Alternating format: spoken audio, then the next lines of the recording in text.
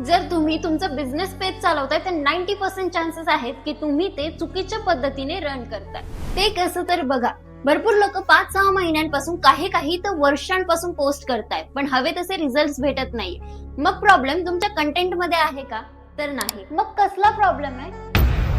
Problem हा आहे की तुम्ही तुमच्या कंटेंटला चुकीच्या पद्धतीने रिप्रेझेंट करताय.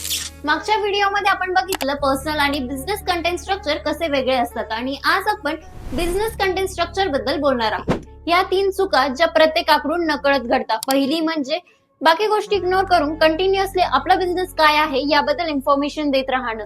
दुसरी म्हणजे आपण ऑफर्स लावून एक प्रकारे ऑनलाईन सेल लावून टाकतो. आणि तिसरी आणि लास्ट चूक म्हणजे ट्रेंडच्या मागे पळत राहतो आणि मग रिझल्ट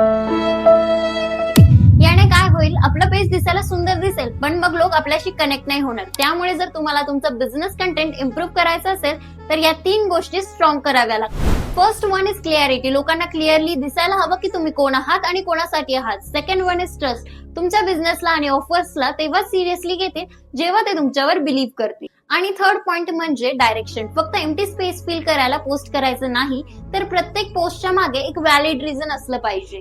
मी जास्त डिटेल्स मध्ये नाही जाते, बस एवढं समजून घ्या की बिझनेस कंटेंट प्लॅनिंगने चालतं, तुमच्या मूड नुसार नाही. तर भेटूयात नेक्स्ट व्हिडिओमध्ये. तोपर्यंत टाटा बाय बाय.